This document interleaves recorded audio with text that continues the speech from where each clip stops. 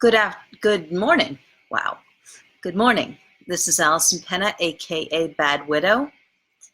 Yesterday I did a cabaret show and I was afraid that I would forget some of the words. Even though I've been practicing for days and weeks, even though I knew every word, I was afraid that I would forget some words. Guess what? I forgot some words. I did. I forgot some words in 2 of my 3 songs. And I kept going because it wasn't a rehearsal, it was an actual show. So I just needed to keep going. And did it throw me back a little bit? Was I a little distressed? Yeah, of course. But I didn't stop. I kept going. And the verses that I knew sounded great. My voice sounded great. And the song that I knew really well, which was Suzanne, was beautiful. Here's the interesting thing.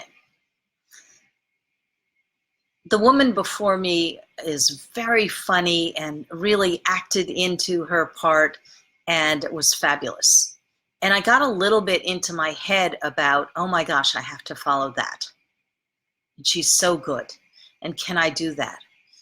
And by the time I got up on stage for that first song, where I was a little shaky on a few of the words, I knew them all, but I was a little bit shaky on them. By the time I got up there, I had psyched myself out. I had just psyched myself out. And it was an issue. It became an issue that I had done that. And so I flubbed some of the words. The thing I feared happened. It happened. It happens that way sometimes. We are meeting someone we really like and we don't come across as well as we think we could. We go for a job interview and we say just the wrong thing.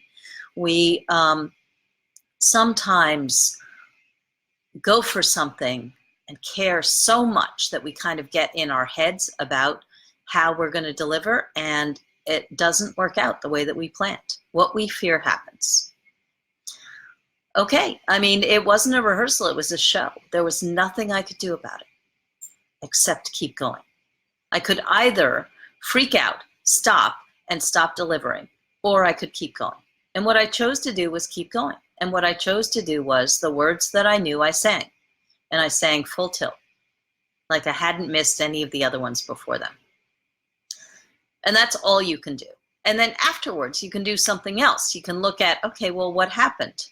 I got so in my head about the person before me and how I would compare to them that I flubbed some of my words. Okay. The really interesting thing was when I was, people were congratulating us afterwards, and I said something about the missed words. The person I said it to said that it came across to him as heartfelt. Okay. So what I was focusing on, he was not focusing on. Interesting.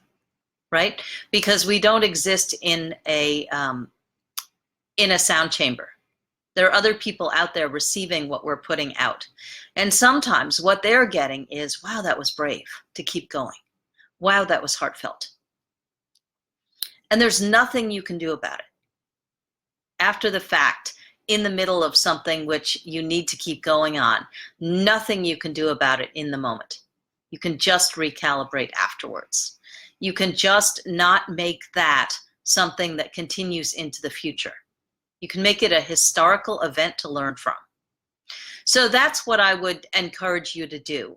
Maxwell talks a lot about this thing called failing forward.